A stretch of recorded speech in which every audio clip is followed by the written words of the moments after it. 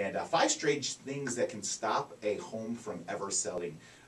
You know, we talk a lot on the show about preparation and things home sellers can do. Sometimes it's things that they don't know about or that they don't recognize that causes their house not to sell. And let's face it, when you live in a house, you get used to kind of what's around, and you get used to your surroundings, and you don't realize what you know, your living situation. Maybe you don't realize how much of a slob you are. Maybe you don't realize that you don't make your bed. You know, I went through a house this week, a very high-end house, and the house, it was a wreck.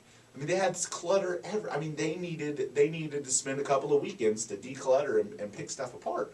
So, talking about some things that keep homes from selling.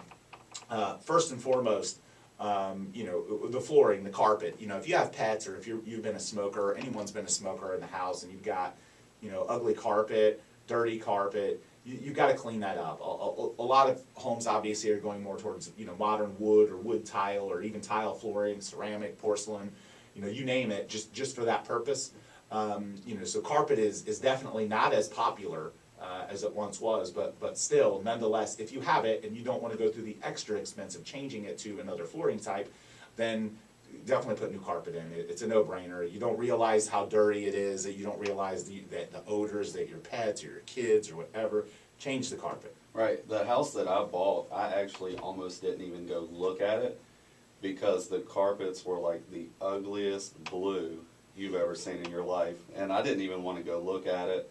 You know, but I had looked at other houses, wasn't really finding what I liked, and then Grant Holcomb from the team who worked with me was like, you know, I've been in the house. He's like, just go look at it. You can get rid of the carpets. Yeah. And you know, I went and So bought it, but you know, just like you were saying, like I didn't even want to go look at it because of how ugly the carpets were. So here's another one: too many pets. Your pets, you don't realize the smell your pets give off. You just don't realize it when they're there every day with you. You don't realize how they might bother people.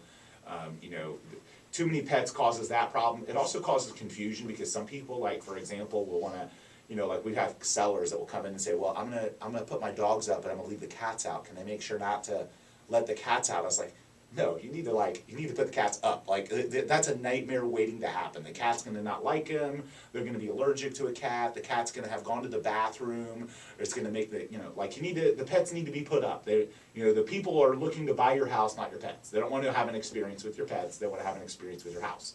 But too many pets.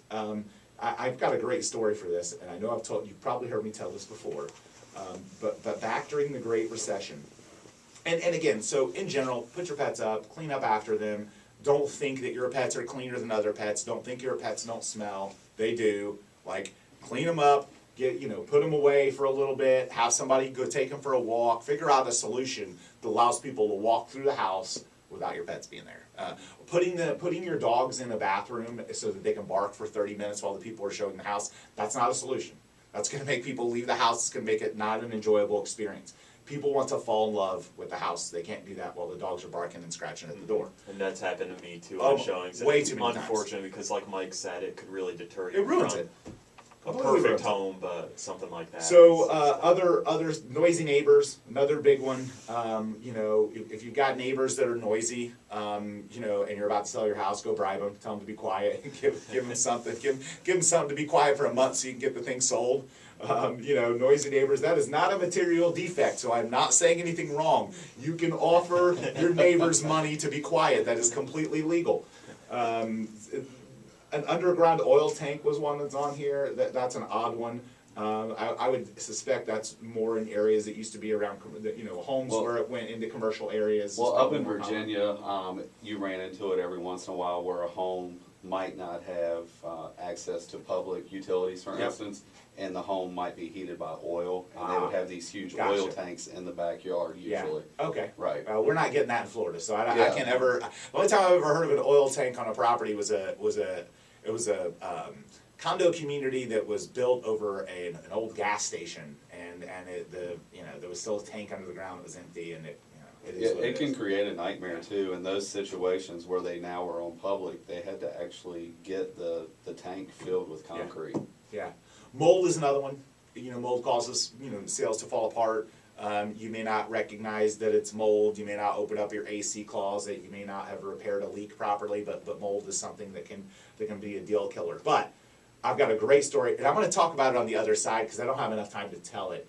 But I have a fantastic home seller pet story that if you're listening to this and you have pets, I promise you, while you need to put your pets up, you don't have the situation nearly as bad as the situation I went through with the house we were looking to sell. And I'll talk about that after a quick break here on the Duncan Duo Show.